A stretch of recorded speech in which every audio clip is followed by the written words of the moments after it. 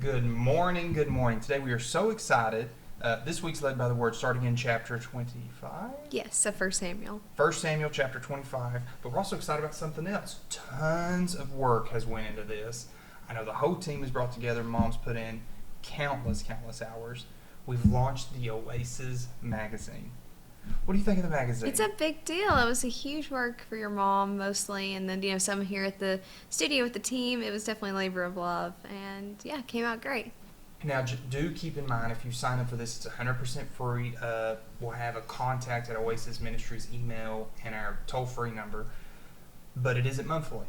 It is quarterly, so there will be 4 a year. The next one, I think that puts us at November or December. They're already working on issue number 2. Please sign up for this. I've been getting emails all night. People was like, oh, I want the magazine. And I got to say, it's awesome. I really enjoyed it. Dad had an incredible word in there. Do get you the magazine. Coming into this, Jesse, would you like to start and lead us into chapter 25? Sure. So, we're starting in 1 Samuel chapter 25. A lot's happened in this book already, but this particular chapter, Mike and I were talking about this morning, a lot goes on in this chapter. Like, can I get an amen? Amen. But I'm not going to read it all. It is kind of lengthy, but near the beginning, David sends 10 young men to Nabal, explaining how they treated the shepherds near Carmel fairly, and he did this as evidence that they were trustworthy. And what David was trying to accomplish was his men needed to be fed. They were thirsty. And so this guy Nabal, he had kind of like a reputation. Like he had thousands of sheep and 1,000 goats. Like he was well off, well to do. And so he was like, we treated this gentleman's shepherds kindly when maybe a lot of people wouldn't have. And in hopes, that we can maybe get some food and water because we're out here, running from Saul, kind of dying here. So they get sent, these 10 young men, and they go to Nabal and they explain the situation like, hey, we're coming in the name of David and this is what's happened.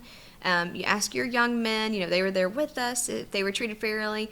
And so Nabal's reply is just like straight up agitating. It's in 1 Samuel 25 and the verses are 10 and 11. It says, And Nabal answered David's servants and said, Who is David, and who is the son of Jesse? There be many servants nowadays that break away every man from his master. Shall I then take my bread and my water and my flesh that I have killed from my shearers, and give it unto men whom I know not whence they be? So paraphrasing, being like, I don't know this guy. I don't know David. He's probably ran away from his master. Like, I'm not giving him any of my stuff. Like, he was very rude and very presumptuous, and his reply agitated David. And David said, that's it. We're killing him, and all the men probably in his house. Like, let's just do this. And so his men were like, yeah, we're getting hangry. Let's go. Like, this is so unfair. But honestly, when I was reading it, I think it's more than just Nabal's refusal to give them provisions. Honestly, I think that David, at this part of his life, obviously had lived pretty uprightly. Like, he had a really good heart towards God. He treated Saul very fairly, whom, if you don't remember, Saul's trying to kill him. Like, that's pretty much the premise of this book so far.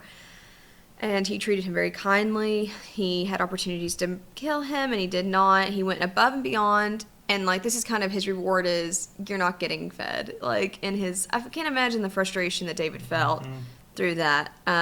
So he gets really mad. And we kind of see that in our times now. Not the situation where people are running from kings and then don't get fed when they treat the hired help well. Because, now we're not fighting against flesh, so to speak. But, just this week, Micah kept a great attitude about things, and it was this one day. And it seemed like his reward for keeping good attitude was it constantly getting tested throughout the day. Just every few minutes, it seemed like. And to me, I'm like, if you look at it from the outside, especially from someone that is an unbeliever's perspective, it could be like, well, what's the point? This guy kept a good attitude, and, people are still testing him. Situations kept coming up as, kind of a test. But Nabal's wife, Abigail, it says that the Bible's like she was a woman of good understanding. Yeah, verse she 3. was very wise. So she intervenes and prevents David from bloodshed. And there was going to be bloodshed. David was ready. So in that situation, it almost seems like Nabal still kind of comes out winning. He acted stupid, and then yet he lives, and it's like, and David's still not fed yet. So in that one moment, it's like, what has this been about? Like, okay, that was good you didn't kill him, David, but like your men are still hungry, Nabal's still being a jerk. Like, what is the point of all this? But in verse 38, Nabal dies. It says, "And it came to pass about 10 days after that the Lord smote Nabal that he died." So, of course, we're not fighting people, right? We're fighting spirits, the enemy, etc., principalities. So, instead of people dying, because you can't just be wishing people die, that's not Christ-like, that's not showing his love, his grace, his mercy that's been extended to you, I've noticed that situations die.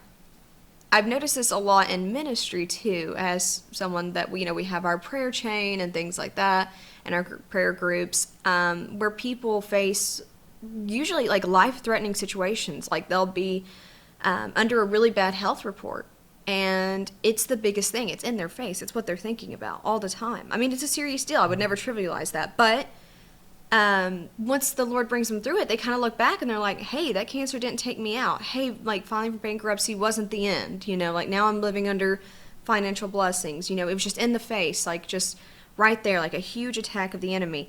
But when the Lord brings you through, it's almost like that situation dies. You can look back and realize, yes, it was a serious situation. Yes, the Lord was gracious and brought me through it, but it's no longer dead. Like when you think about, or no longer alive, excuse me, when you think about it, it's like that situation is dead to me. That's not a part of my life anymore. So we don't see people dying in the physical right now with spiritual warfare. I mean, that's ridiculous. Mm-hmm. We're not coming against people, but these situations, it's almost like they just pass away, like they're gone. The Lord brings you through. And so with David, of course we see the Old Testament is parallels with the New Testament, is still applicable to our lives. I just want to encourage someone today, if you're going through a situation, it's in your face, and it's something huge, it's a health crisis, it's a financial crisis, it's something in your family going on, it's huge. I would never trivialize that, and what you're going through is serious. And if you need encouragement, call the office. We'd love to pray for you. There is a God that is going to see you through it. That if you love him, if you stay upright, if you don't run off and do your own thing or panic and try to do things by your own way, the Lord will see you through it. The Lord will carry you through, and that situation will not overtake you. And I think this is just another, how we talk about shadows. Mm-hmm. This is also another shadow of if David holds his peace and if David can restrain his anger, God fought for him with Nabal. Mm-hmm. And if God can fight for him with Nabal, he can fight for him with Saul. Amen. And David always comes out of this stuff blessed. I want to read you verse 18. So Abigail is supposedly the woman of beauty and the woman of great wisdom. This is what she brings David and his men. Then Abigail made haste and took 200 loaves, 2 bottles of wine. The bottles here actually translate to barrels, by the way. 5 sheep already dressed, so these sheep are already cut up, cooked, ready to go. 5 measures of parched corn and 100 clusters of raisins. I'm not done. 200 cakes of figs, and then laid them on the asses and took them there. Like, that was good food. Yeah, that's more than just your bread and water. Yeah, they're just asking for a little bit. David comes out double blessed over and over and over. But I want to read you just 2 chapters before in chapter 23. And these are incredible parallels. This is during the Saul's hunting David. And tell me if you've heard these verses before. They hated me without a cause. David says that in 1 Samuel 23, 26 through 29. Jesus says that in John 15, 25. Come down. Saul yells out, well, let's see if your God can rescue him now. Says that in 1 Samuel chapter 26, verse 29. That was repeated again in Matthew 27, verse 43 about Christ. My God, why have you forsaken me? Was, of course, Matthew 27, verse 46. But a very similar word of that was in 23, verse 29. And it's amazing to see how parallel David's life is with Christ right now. Again, I say this and I'll say it again. Every time we find a shadow and a parallel, I'm thankful we're in the time of Christ and not in the time of shadow. Yes. Like this. Yes. So thankful. The verse that touched me more than any of this is chapter 25, verse 1. Samuel, I don't know if I'm wrong in this. I could be very wrong in saying this, but it felt like Samuel had no respect in his living. Like Samuel had no recognition. I saw a picture today. Saul actually built his house on a point at 5, measured in their way, 5 kilometers a day, whatever that translates to in us, to where he could see Samuel's temple and Samuel's house. Hmm. So when Saul built his temple, which was recently found, 1960s, to where he could look out and across the ridge he could see where Samuel was. But there's no great recognition for this man. But listen to what happens when he dies. And Samuel died, and all the Israelites were gathered together and lamented him and buried him in the house of Ramah. So when this dude dies, everyone takes time to mourn him. Everyone gets together. Dad says this a lot, and this is something I want you to understand. Ministry doesn't stop with a person. Hmm. If God has a plan, and God, in all his creativity and all his ability, don't ever get to the point where you think his only resource is me. Samuel was, in a lot of senses, messed up, but in a lot of senses, Samuel was the man. Samuel was laying down in the same exact verse. Samuel's getting put in the ground, and David arose. Hmm. When one man's going down, one man's going up. You cannot put so much emphasis on a man that you can't understand ministry will go on. And when I say ministry, I'm just talking about the gospel. I'm not talking about print papers. I'm not talking about the business part. I'm talking about the gospel of Jesus Christ, the Savior of the entire planet. Nothing can stop it from going on. Amen. We got Samuel going into a tomb or buried in a house of Ramah. I don't know exactly what it looked like or how it worked. It says he was buried. When he's going down, David's rising up. Verse 44, David's first wife, what was her name? I believe her name was Michal. Yeah, Michal is already taken from him by Saul. Saul, in all his anger, takes her and gives her to Phaltai of Laish. So David's world is just in turmoil constantly. He's getting the blessing. He gets Abigail, and I forgot the other lady's name, but he's losing this. So David's life is in constant chaos, constant turmoil. But what we've come to tell you today, situations die. Things change, but through all of this, you have to fully rely on God. Chapter 27 is where things get really, really sad, and I don't want to go too far ahead, but I want to. How far are you going?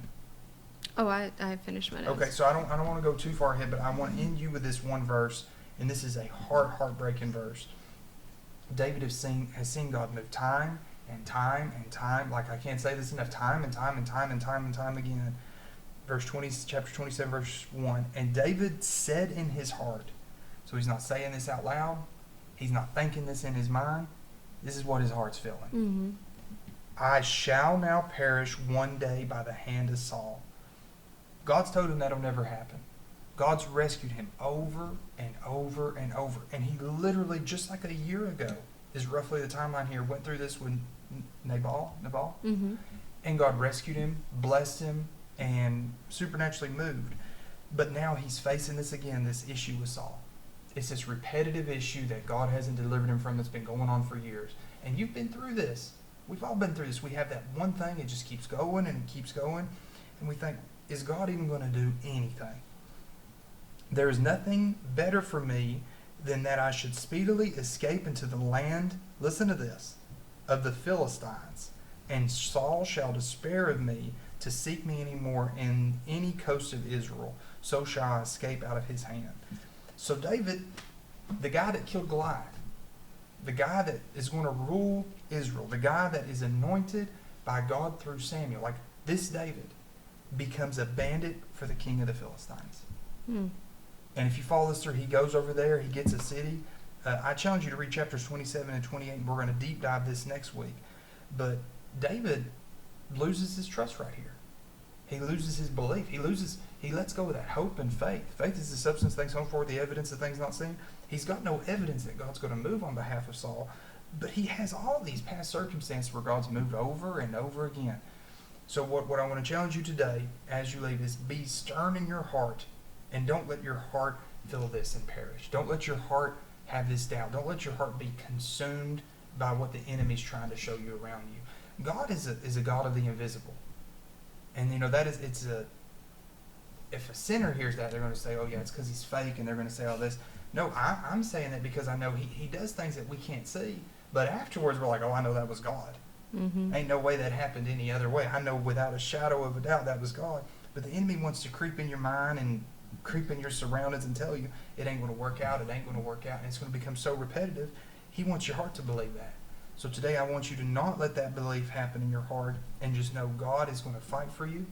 God is going to make a way for you. You're going to come out of this blessed. You're going to come out of this. Someone called into the ministry and said, life's so tough. The enemies come to kill, steal, and destroy. The enemies come to kill, steal, and destroy the enemy.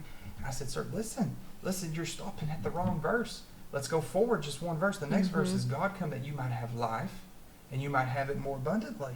And David's just hearing that kill, steal, destroy, and he's so consumed with his pain and this problem and this one issue, which is a huge issue. I'm agreeing with Jesse. I'm not taking away from the issues in our lives.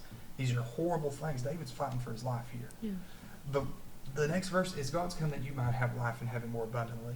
So be praying over yourself. Say, God, I want that abundant life that you've promised me. God, I want to walk in that abundant life. God, I don't just want to settle for the bread and the water. God, put an Abigail in my life so I can have 5 sheep dressed. I ain't even got to cook them.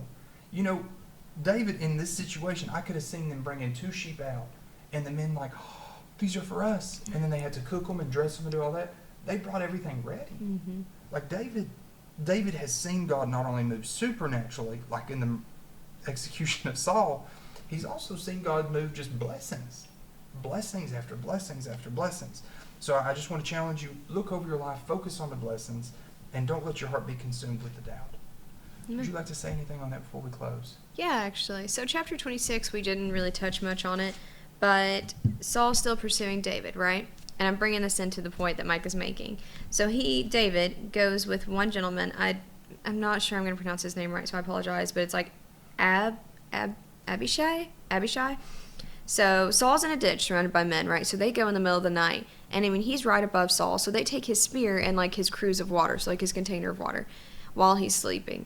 And so they wake up and everything. David is yelling at Abner, and he's talking about what a disgrace he is and all of this. So he is yelling pretty much from like a high point where the acoustics are good, and he calls out to him.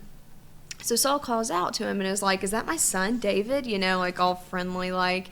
David's like, it is me. And he's explaining, David's like, you know, you're trying to kill me, but, you know, I have your spear, and there was someone that wanted to kill you, I think alluding to his friend, because his friend was like, let's kill him. You know what? Let me kill him. I'll stab him with a spear to the earth. I won't even do it twice. Like, he'll be dead. And David's like, we cannot touch the anointed of the Lord and be guiltless. Slow your roll. So I'm sure that got on his friend's nerves. But he was explaining this to Saul, and Saul said, you know what? I have acted a fool. I am sorry. I've erred. Let's go our separate ways.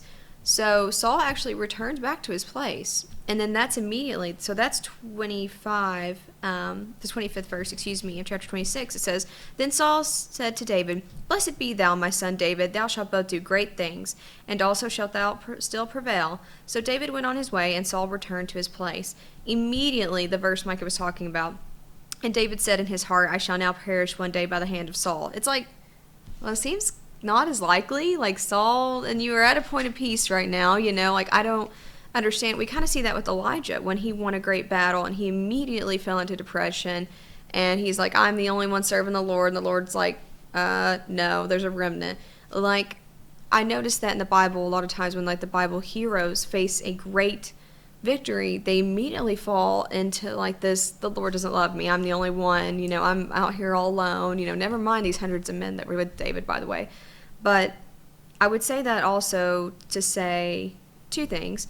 When you go through a battle and you win, don't get so cocky up in yourself. Just be like, wow, the Lord is gracious. If you dwell in the Lord, then you won't be subject to those kind of temptations as much.